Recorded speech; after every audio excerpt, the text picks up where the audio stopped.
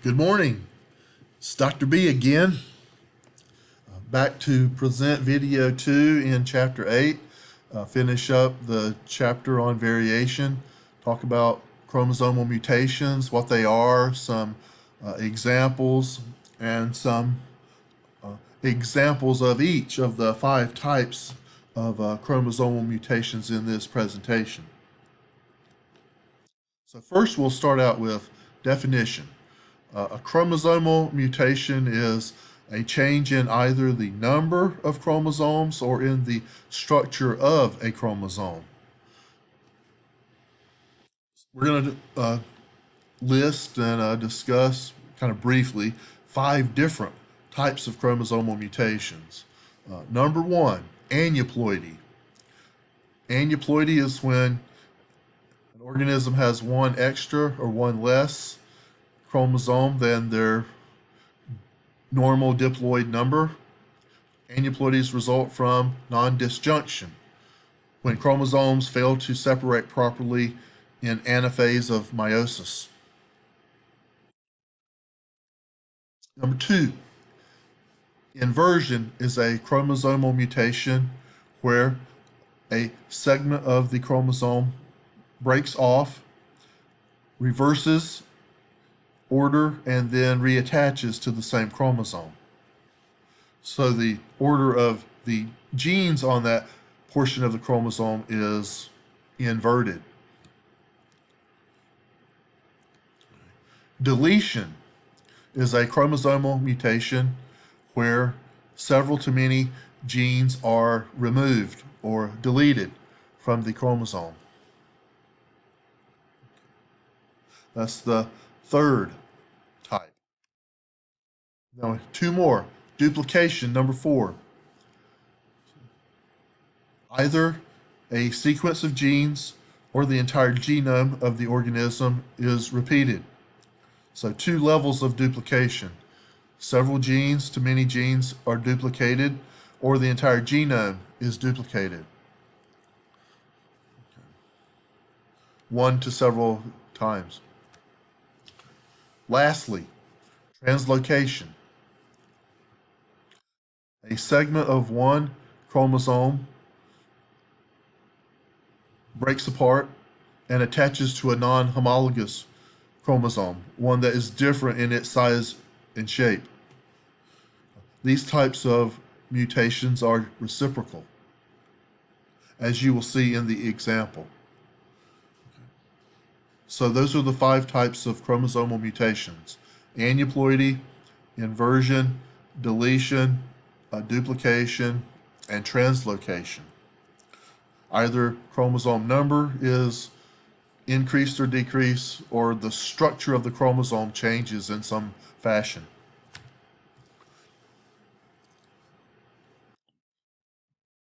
The remaining slides are basically examples of these 5 types of chromosomal mutations.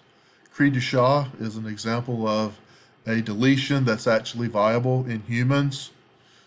A portion of chromosome 5 is deleted, results in cat cry in infant stage, often results in the need for special education as the child develops into adolescence, and occurs at a rate of 1 in 50,000.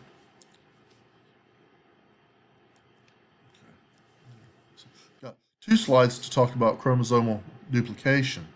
One is at the gene level, when genes that cause cancer are duplicated.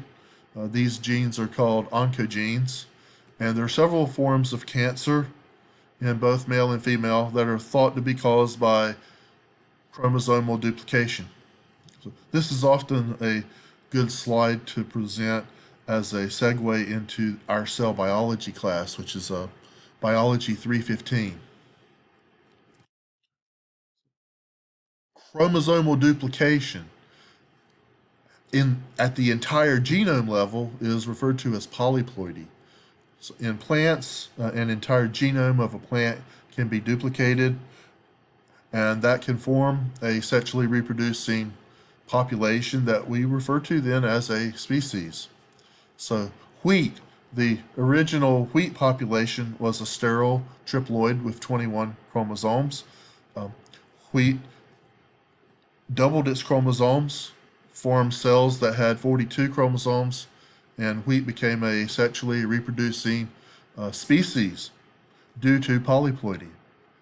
It is estimated that 1/4 to maybe 3/4 of all plants have formed due to polyploidy. So it's a very important process in plants and, in particular, in our agriculture. A chromosomal translocation example is a sterile, not a sterile, but a female who was born with male genitalia. And this is due to a translocation.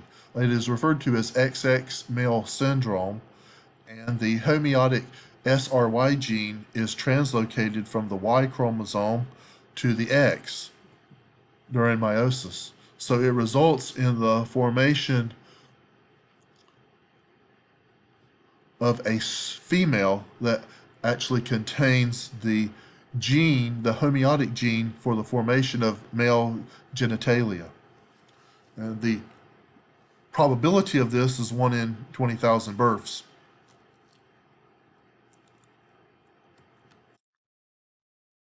Chromosomal inversions can occur, and this example shows a karyotype of a female. And in this condition, chromosome 9 has been inverted.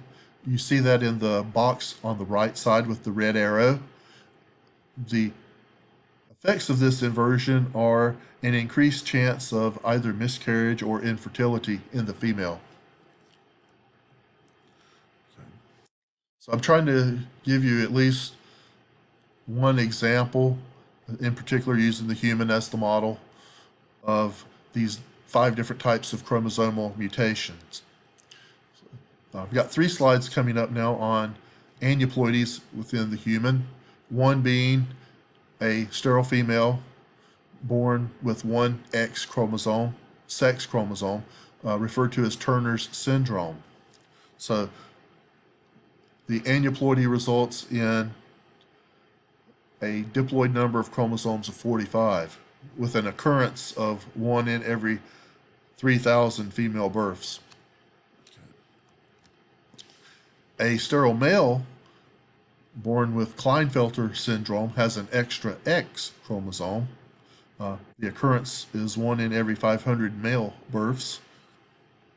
So these are aneuploidies resulting from a non-disjunction failure of chromosomes to separate during meiosis.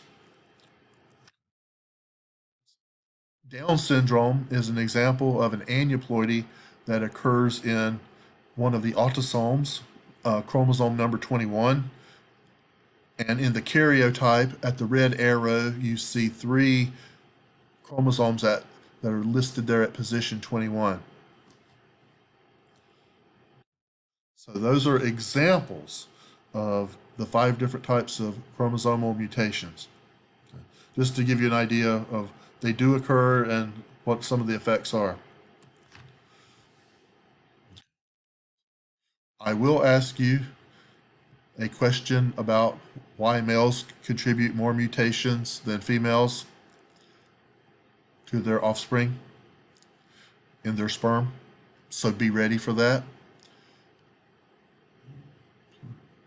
The mutation rate of a male tends to increase as the male ages, but the mutation rate for a female does not as she ages. So the mutation rate for a sperm increases once a male hits about 25 years of age and, until he gets into his 40s and even 50s. So a female, the mutation rate doesn't change at all. And the question is, why is that? That's your job as a productive student of biology to figure that out, because it will be an exam question on exam 3. Okay. The last slide here in this chapter is look at the composition of the human genome and how much of the human genome is regulatory. What that means is most of our DNA regulates what genes are expressed, when they're expressed, how many times they're expressed, etc. So to produce different proteins within the body. Some of our genome is viral in nature. Some results in genes that can move from one chromosome to another.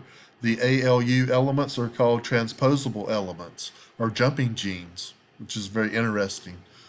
The other thing you should take from this pie chart is just over 1.5% of our genome consists of segments that are actually translated into proteins. Those segments are called exons. So very little of our genome actually specifies for the different genes and traits that we have. It's very interesting. So in that regard, mutation again is considered to be the responsible element, if you will, for genetic variation in populations. And natural selection can then operate on those mutations to either make them more common or less common in a population. So the coronavirus is a mutation that occurred, and natural selection seemingly at the present time is certainly favoring it, and it is certainly increasing in human populations all over the world at the present time. At some point in time, its prevalence may decrease, Lord willing, sooner than later. So, viruses, mutations that occur to form different strains of a virus, natural selection can operate to select that mutation or and to favor it, if you will, or to select against it. In this case, the coronavirus is being selected for at the present time. So, uh, that kind of concludes the lecture on mutation. I think I'm going to put up a discussion assignment for you on this virus, since it is something that has formed from a mutation, and let y'all kind of maybe learn a little bit more about mutation in that regard. So thank you. God bless. See you. Talk to you soon. Bye.